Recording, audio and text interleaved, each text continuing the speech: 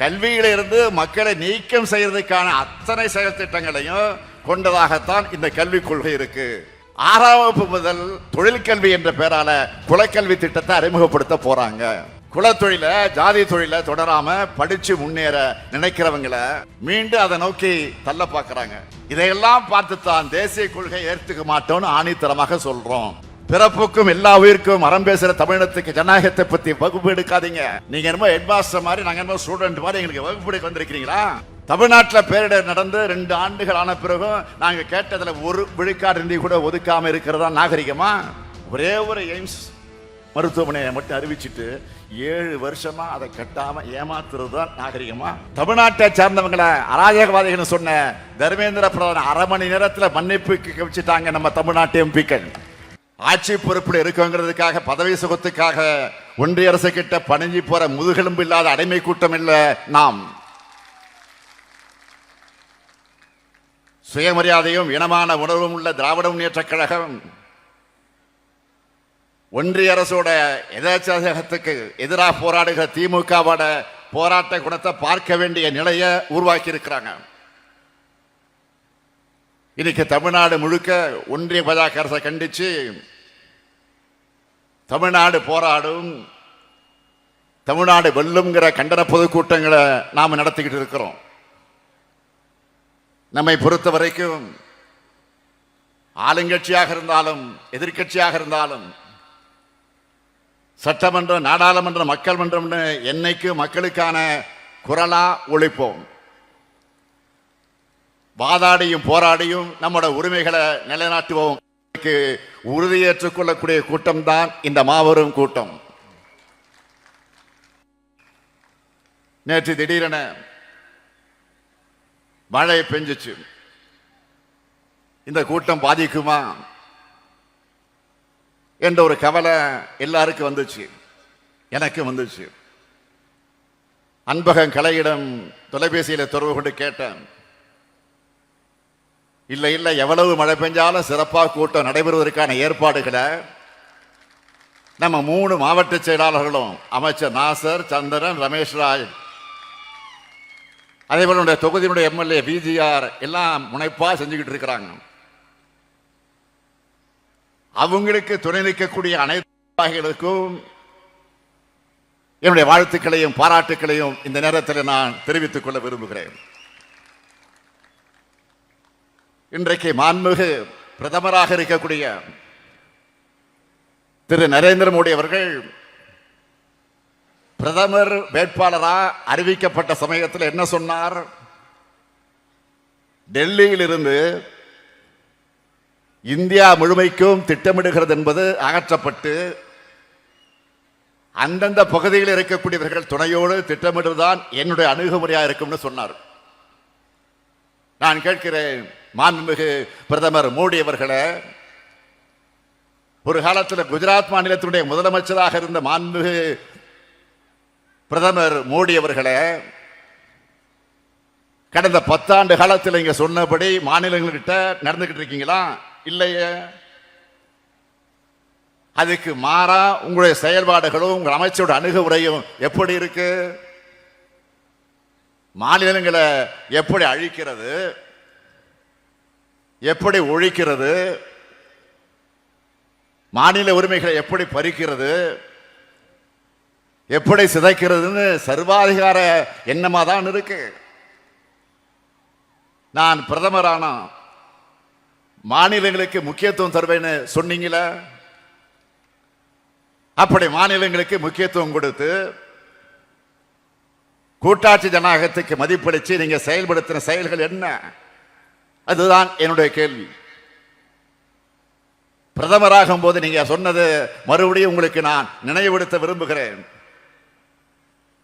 மாநில அரசுகள் டெல்லிக்கு காவடி தூக்குகிற நிலைமையை மாற்றி பிரதமர் சொல்லுகிறார், பிரதமராக ஆவதற்கு முன்பு சொல்லுகிறார், மாநில அரசுகள் டெல்லிக்கு காவடி தூக்குகிற நிலைமையை மாற்றி அதிகார பகிர்வுக்கு வழிகாட்டுவதுதான் என்ற அணுகுமுறையாக இருக்கும். மாநில முதலமைச்சரா நான் அடைஞ்ச 12 ஆண்டு கால அனுபவத்தோட தேசிய தலைமையை ஏற்கிறதால மாநிலங்களுடைய பிரச்சனையும் எனக்கு தெரியும். ஒன்றிய அரசோட முக்கியத்துவம் எனக்கு புரியும்னு சொன்னீங்களே, சொன்னபடி நடந்துக்கிட்டீங்களா? வரி விதிப்பதில் மாநிலங்களுக்கு உரிமை உண்டா? வரி பகையிலாத மாநிலங்களுடன் நியாயமாக நடந்து கொண்டீர்களா? திட்டங்கள் அறிவிக்கிறது, செயல்படுத்துவது, இதுலையாவது மாநிலங்களை பாரபட்சம் இல்லாமல் நடத்துறீங்களா? இல்லையே. கூட்டாட்சி தத்துவத்தை ஆதரிக்கிற நீங்க அப்படின்னு சொன்னீங்களே, அதுக்கு ஒரு சாட்சியத்தையாவது உங்களால் காட்ட முடியுமா? பிரச்சனை வரும்போது மாநில முதலமைச்சர்கள் அழைச்சு என்னைக்காவது நீங்க பேசியிருக்கீங்களா? ஆலோசனை நடத்தி இருக்கீங்களா? இதுவும் இல்லையே. அது மட்டுமல்ல, இன்னும் சொன்னீங்க, ஒன்றியத்தில் ஆட்சிக்கு வந்த பிறகு மாற்றுக் கட்சிகள் ஆட்சி பொறுப்பில் இருக்கிற மாநில அரசுகளை பழி வாங்க மாட்டேன். எந்த வகையிலும் மாநில அரசுகள் பழிவாங்கப்படாதுன்னு உறுதியளிக்கிறேன். என்னதான் அரசியல் வேறுபாடுகள் இருந்தாலும் ஒன்றிய மாநில உறவு சீர்குலைய இடம் தர மாட்டேன்னு பிரதமர் மோடி அவர்கள் சொன்னார்கள். எதிர்கட்சிகள் ஆளக்கூடிய மாநிலங்களை பழிவாங்கிறது மட்டுமே, பழிவாங்கக்கூடிய அரசியலை மட்டுமே நடத்திக்கிட்டு இருக்கீங்க என்பதற்கு எத்தனை ஆதாரங்களை இப்ப என்னால சொல்ல முடியும். இப்போ கூட எங்களுடைய தமிழ்நாட்டு ஆசிரியர்கள் மற்றும் மாணவர்களுக்கான 2151 கோடி ரூபாய் நிதியை கொடுக்காம பழிவாங்குற அரசியலை தான் நடத்திட்டு இருக்கீங்க. மாண்புமிகு பிரதமர் மோடி அவர்களே, இன்னும் இருக்கு. கடந்த 6/12/2012 அன்று குஜராத் மாநிலத்தினுடைய முதலமைச்சராக இருந்தப்போ சொன்னது ஞாபகம் இருக்கா? குஜராத் மக்கள் 60,000 கோடியை டெல்லிக்கு அனுப்புறாங்க. ஆனா அங்கிருந்து திரும்ப வர்றது மிக குறைவு, மிக மிக குறைவு. குஜராத் என்ன பிச்சைக்காரர்கள் மாநிலம் கேட்டீங்களா? நினைச்சீங்களா? அப்படி கேட்டார? அதே கேள்வி நான் திருப்பி கேட்கிறேன். தமிழ்நாடு என்ன பிச்சைக்கார மாநிலமா? நாங்க உழைச்சி வரிய செலுத்தின படத்துல எங்களுக்கான நிதியை கொடுக்கிறதுல உங்களுக்கு என்ன பிரச்சனை? 43 லட்சம் பள்ளிக்கூடங்களோட நலனுக்காக நிதியை விடுவிக்காம மிரட்டது நியாயமா? தேசிய கல்விக் கொள்கையை ஏத்துக்கலன்னு தமிழ்நாட்டுக்கு தர வேண்டிய நிதியை தர மறுக்கிறாங்க. உண்மையிலே மக்களுக்கான மாணவர்களுக்கான திட்டமாக இருந்தா நாம அதை ஏன் எதிர்க்க போகிறோம்? எல்லாரையும் கல்விக்குள் அழைச்சிக்கிட்டு வர திட்டமா இருந்தா அதை வரவேற்போமே, வரவேற்று மகிழ்ந்திருப்போமே, மகிழ்ச்சியோடு அதை நிறைவேற்றி இருப்போமே.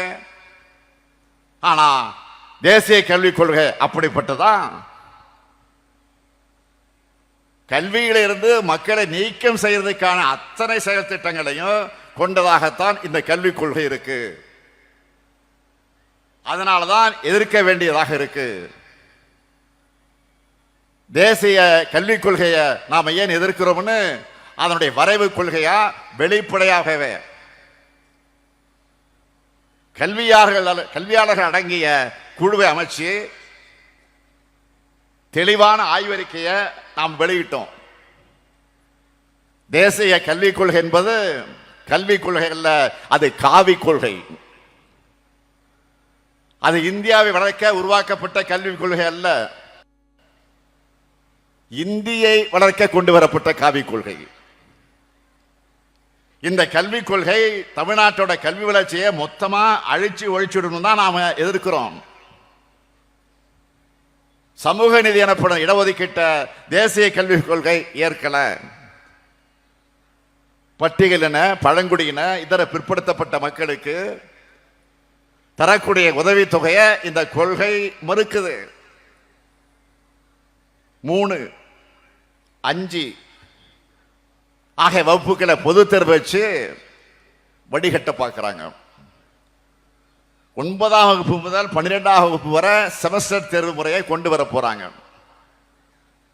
அதாவது ஆல் இண்டியா எக்ஸாம் நடத்துற மாதிரி. உங்க மகனோ மகளோ 12ஆம் வகுப்பு முடிச்சுட்டு விரும்பின கல்லூரியில் போய் விரும்பின பாடத்தில் உடனே சேர முடியாது. இப்போ மருத்துவக் கல்லூரியில் சேர நீட் தேர்வு வைக்கிற மாதிரி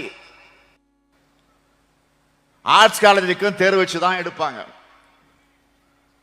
அந்த தேர்வையும் கல்லூரி நடத்தாது, தேசிய அளவில் தேர்வு ஏஜென்சி தான் நடத்தும்.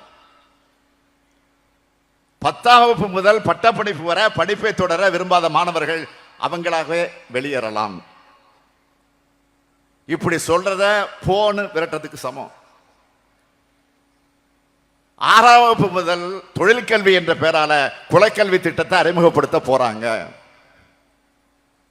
குலத்தொழில ஜாதி தொழில தொடராம படிச்சு முன்னேற நினைக்கிறவங்களை மீண்டும் அதை நோக்கி தள்ள பார்க்கிறாங்க. இதையெல்லாம் பார்த்துத்தான் தேசிய கொள்கை ஏற்றுக்க மாட்டோம்னு ஆணித்தரமாக சொல்றோம். ஆனா இதையெல்லாம் ஏத்துக்கிட்டாதான் தர்மேந்திர பிரதான் என்ன சொல்லுகிறாரு, இதை ஏத்துக்கிட்டு ஆகணும் என்று சொல்லுகிறார். இல்லைன்னா பணம் கிடையாது மறுக்கிறார். 2000 கோடி கிடையாது சொல்லுகிறார். உடனே நான் சொன்னேன் 2000 கோடி நான் 10,000 கோடி தந்தாலும் ஏத்துக்க மாட்டோம் என்று ஸ்ட்ராங்கா நான் சொல்லிட்டேன். அந்த கோபத்தில் தான் அமைச்சர் தர்மேந்திர பிரதான் தமிழ்நாட்டை சேர்ந்தவங்க மேல கோபப்படுகிறார். நமக்கு ஜனநாயகத்தன்மை இல்லையாம், நாகரிகம் இல்லையாம். கல் தோன்றி மண் தோன்றா காலத்தை முன்தோன்றியே ஏனோ நம்முடைய தமிழ்னம். உலகத்துக்கு யாதும் ஊரே யாவரும் கேளீர் என்ற பண்பாட்டை உருவாக்கி கொடுத்துச்சு. அத்தகைய தமிழர்களுக்கு ஜனநாயகம் தெரியாதா, நாகரிகம் தெரியாதா? வந்தாரை வாழ வைக்கும் தமிழ்நாடு இது. பிறப்புக்கும் எல்லா உயிருக்கும் அறம் பேசுற தமிழகத்துக்கு ஜனநாயகத்தை பத்தி வகுப்பு எடுக்காதீங்க. நீங்க என்னமோ ஹெட் மாஸ்டர் மாதிரி, நாங்க என்னமோ ஸ்டூடெண்ட் மாதிரி எங்களுக்கு வகுப்பு எடுக்க வந்திருக்கிறீங்களா? விடமாட்டோம். தமிழ்நாடு விடாம போராடுறத நீங்க தாங்கிக்க முடியாம தமிழ்நாட்டை சேர்ந்தவங்க நாகரிகமற்றவர்கள் சொல்றார் ஒன்றிய அமைச்சர் தர்மேந்திர பிரதான் அவர்கள். தமிழ்நாட்டை கொச்சைப்படுத்துவதுதான் உங்களுடைய வழக்கம். ஏற்கனவே பார்த்தோமே, ஒடிசா மாநிலத்தில் தேர்தல் நடந்தப்போ மரியாதைக்குரிய நவீன் பட்நாயக் அவர்களின் செயலாளரா நம்முடைய தமிழ்நாட்டை சார்ந்த ஒருவர் இருந்தார். தமிழ்நாட்டை சார்ந்த ஒரு இருந்தார் என்பதற்காக பிரதமர் மோடியும் உள்துறை அமைச்சரும் தமிழ்நாட்டை எப்படியெல்லாம் கொச்சைப்படுத்தினாங்க. ஜெகநாதர் கோயில் கருவூல சாவிய தமிழ்நாட்டுக்கு திருடிட்டு போயிட்டாங்க. நாங்க ஆட்சிக்கு வந்ததும் அந்த கருவூல சாவி தொடர்பான விசாரணை அறிக்கையை பொதுவில் வெளியிடுவோம் அப்படின்னு பேசினாங்களா இல்லையா? ஜெகநாதர் கோயில் கருவூல சாவிக்கு தமிழ்நாட்டுக்கு என்ன சம்பந்தம்? பிரதமரும் உள்துறை அமைச்சரும் செஞ்சது எவ்வளவு பெரிய அவதூறு. அங்க ஆட்சி மாற்றம் நடந்து பாஜக ஆட்சிக்கு வந்து 5 மாசம் ஆச்சு. கருவூலச்சாவி எங்கன்னு ஒடிசா மாநிலத்தினுடைய எம்பி ஒருவர் நாடாளுமன்றத்தில் பேசி இருக்கிறார். தமிழர்களை திருடர்னு சொன்னதை உடனே வாபஸ் பெறுங்கன்னு அந்த எம்பி சொல்லி இருக்கிறார். இதை கேட்டு அவையில் வாய்மூடி மௌனம் சாதிச்சிருக்கிறாங்க. இதுதான் அநாகரிகம். அநாகரிகம் பற்றி பேசுகிற தர்மேந்திர பிரதான் அவர்களே, எது நாகரிகம்னு உங்களால் சொல்ல முடியுமா? எந்த மாநிலத்திலிருந்து வரியை வசூல் பண்ணிக்கிட்டு எங்களையே பட்டினி போடுறதுதான் நாகரிகமா? தமிழ் பிடிக்கும், தமிழ் பேச முடியலன்னு சொல்லிக்கிட்ட தமிழுக்கு நிதி ஒதுக்காம சமஸ்கிருதத்துக்கு நிதி ஒதுக்குறது தான் நாகரிகமா? தாய்மொழிய வலியுறுத்துறோம்னு சொல்லிக்கிட்டு அதை செய்யாம சமஸ்கிருதத்தை இந்தியையும் திணிக்கிறது தான் நாகரிகமா? குஜராத்தில் இயற்கை பேரிடர் வந்தா அன்று மாலையே 10,000 கோடி ரூபாய் ஒதுக்குறதும், தமிழ்நாட்டில் பேரிடர் நடந்து 2 ஆண்டுகள் ஆன பிறகும் நாங்கள் கேட்டதில் 1 விழுக்காடு நிதி கூட ஒதுக்காம இருக்கிறதா நாகரிகமா? ஒரே ஒரு எய்ம்ஸ் மருத்துவமனையை மட்டும் அறிவிச்சிட்டு 7 வருஷமா அதை கட்டாம ஏமாத்துறது தான் நாகரிகமா? நாகரிகத்தை பத்தி யார் பேசுறது? அநாகரிகத்தின் அடையாளமே நீங்க தான். அநாகரிகத்தை அராஜகமாக பயன்படுத்துறது நீங்க தான். இந்தி ஏத்துக்கலன்னா நிதி தரமாட்டேன்னு சொல்றதை விட அராஜகம் இருக்க முடியுமா? தமிழ்நாட்டை சார்ந்தவங்களை அராஜகவாதிகள் சொன்ன தர்மேந்திர பிரதான் 1/2 மணி நேரத்தில் மன்னிப்பு வச்சுட்டாங்க நம்ம தமிழ்நாட்டு எம்பிக்கள்.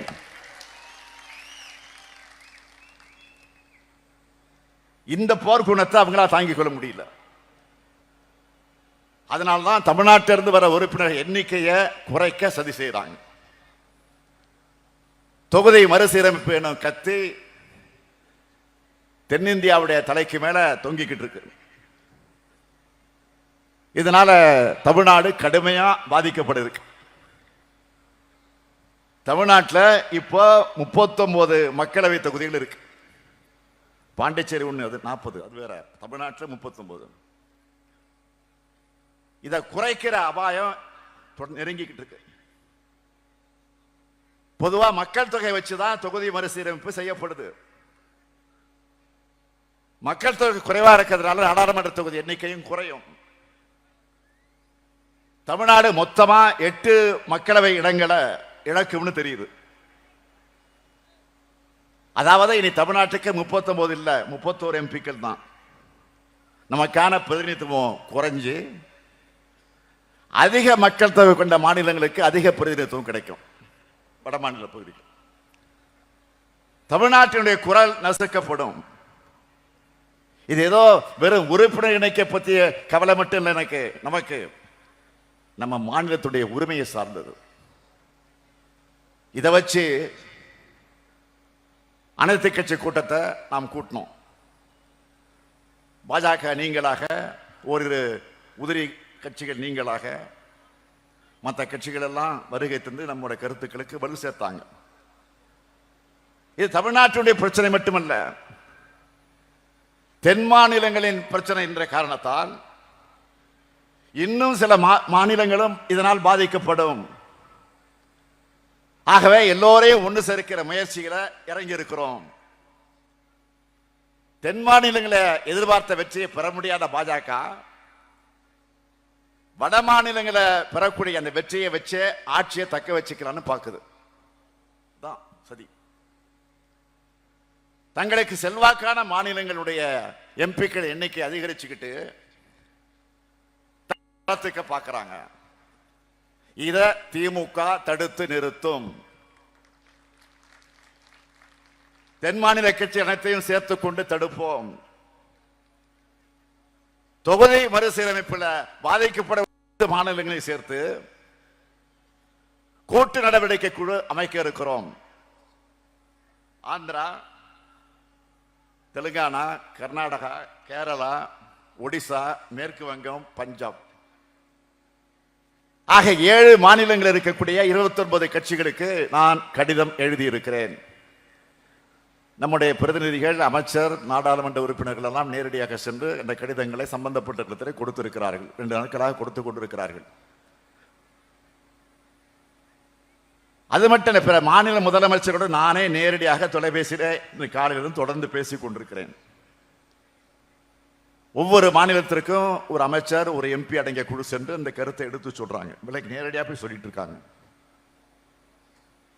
இதனுடைய தொடர்ச்சியா சென்னையில் பல்வேறு மாநில கட்சிகள் கலந்து கொள்ளக்கூடிய கூட்டத்தை மார்ச் 22ஆம் தேதி நடத்த இருக்கிறோம். இந்திய நாட்டினுடைய கூட்டாட்சி அமைப்புக்கும் ஜனநாயக கொள்கைகளுக்கும் அச்சுறுத்தலை ஏற்படுத்துறதா தொகுதி மறுசீரமைப்பு இருக்கு. 39 எம்பிக்கள் குரலையே ஒன்றிய அரசு ஏற்க மறுக்கிற நிலையில இந்த எண்ணிக்கை இன்னும் குறைஞ்சாலோ குறைக்கப்பட்டாலோ அது தமிழ்நாட்டுக்கு இழைக்கப்படுகிற அழிக்க முடியாத அநீதி ஆகிவிடும்.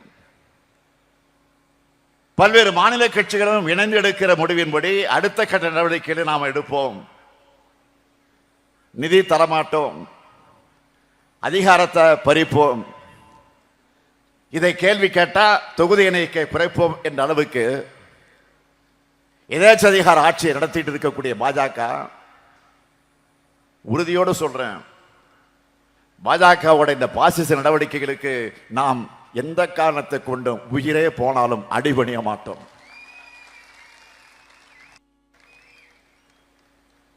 பாஜகவுடைய பாசிச நடவடிக்கைகளுக்கு எதிராக ஒட்டுமொத்தமா இந்தியாவை திரட்டுவோம். பாஜகவின் ஆதிக்கவாதி சாதிய சிந்தனை நம்ம மக்களுடைய சமூக நீதியை மறுக்குது. பாஜகவின் சர்வாதிகார சிந்தனை நம்மளை போன்ற மாநிலங்களோட சுயாட்சி தன்மையை நொறுக்குது. பாஜகவுடைய மதவாத சிந்தனை இந்த நாட்டின் மதச்சார்பற்ற தன்மையை சிதைக்குது. பாஜகவுடைய எதேச்ச எண்ணம் கூட்டாட்சி தத்துவத்தை ஒழிக்க பார்க்குது. இத இப்ப தடுக்கலன்னா பிறகு எப்பவுமே தடுக்க முடியாது. சமூக நீதி, மதச்சார்பின்மை, கூட்டாட்சி இந்தியா, மாநில சுயாட்சி கோட்பாடுகளின் கீழ் இந்தியாவை அணி திரட்டுவோம். அப்படி அணி திரட்டினா மட்டும்தான் இந்தியாவை காப்பாற்ற முடியும்.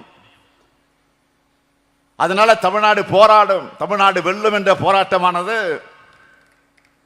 இந்தியா முழுமைக்குமான போராட்டமாக மாறப்போகுது. பிரதமர் மோடி அவர்களே, உங்களுக்கு என்னுடைய வேண்டுகோள், இந்தியை வளர்க்கிறதை விட இந்தியா வளர்க்க பாருங்க. எத்தனை ஆயிரம் கோடி செலவழிச்சாலும் சமஸ்கிருதத்தை வளர்க்க முடியாது.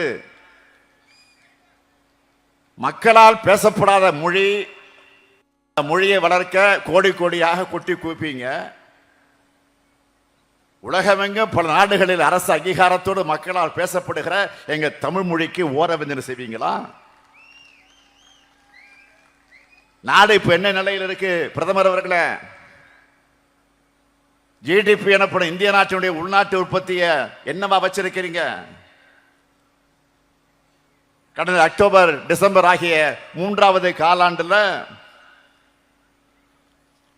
6.8 விழுக்காடா வளரணும்னு சொன்னாங்க. ஆனா 6.2 விழுக்காடு தான் வந்திருக்கு. இதுதான் உங்களுடைய வளர்ச்சி இந்தியாவா? அமெரிக்க டாலருக்கு நிகரான இந்திய ரூபாய் மதிப்பு சரிஞ்சு சரிஞ்சு படுபாதளத்துக்கு போகுது. 2014ஆம் ஆண்டு நீங்க ஆட்சிக்கு வரும்போது அமெரிக்க டாலருக்கு இணையான இந்திய ரூபாயினுடைய மதிப்பு 58 ரூபாய் 47 பைசாவா இருந்துச்சு. இப்போ 2025ஆம் ஆண்டு 87 ரூபாய் 99 பைசா ஆயிடுச்சு. இதுதான் இந்தியாவுக்கான வளர்ச்சியா? அமெரிக்க பொருள்கள் மீது விதிக்கிற கூடுதல் வரியை குறைக்க இந்தியா ஒத்துக்கிட்டாங்கன்னு அந்த நாட்டினுடைய அதிபர் வெளிப்படையா பேட்டி அளிச்சிருக்கிறார். இது அவமானம் இல்லையா? இந்தியாவுக்கு இருக்க மதிப்பு மரியாதை இதுதானா? இந்தியாவுடைய மதிப்பை உயர்த்த நீங்க எடுத்த நடவடிக்கை என்ன? 2 ஆண்டுகளா மணிப்பூர் 10 எரியுது, 250 பேர் பலியாக இருக்காங்க. 2 நாட்களுக்கு முன்னாடி கூட வன்முறை நடந்திருக்கு. இதை தடுக்க ஒரு சிறு திரும்பை கூட ஒன்றிய பாஜக அரசு போடல, நடவடிக்கை எடுக்கல. நாங்க ஆட்சிக்கு வந்தா ஒரு மீனவரை கூட கைது செய்ய மாட்டாங்கன்னு சொன்னவர் யாரு? மோடி. அவருடைய 10 ஆண்டுகள் ஆட்சியில் 3000 பேர் கைது செய்யப்பட்டிருக்கிறாங்க. கடந்த ஆண்டு மட்டும் 530 பேர் மீனவர்கள் கைது செய்யப்பட்டிருக்கிறாங்க. இந்த ஆண்டு இந்த 2 மாசத்துல 130 பேர் கைது செய்யப்பட்டிருக்கிறாங்க. சின்ன நாடான இலங்கை கூட உங்களை மதிக்கலையே. இதுதான் உங்களுடைய பரிதாபங்கள். அதனால்தான் அதல பாதாளத்துக்கு இந்தியா இறங்கிக்கிட்டு இருக்கு. இதை தடுக்க வேண்டிய கடமையும் பொறுப்பும் மாநில கட்சியாக இருந்தாலும் திமுகவுக்கு இருக்கு. இந்தியாவில் மக்களாட்சியை காக்கக்கூடிய முன்னணி படையா திராவிட முன்னேற்ற கழகம் திகழ்னு அண்ணா அவர்கள் சொன்னார.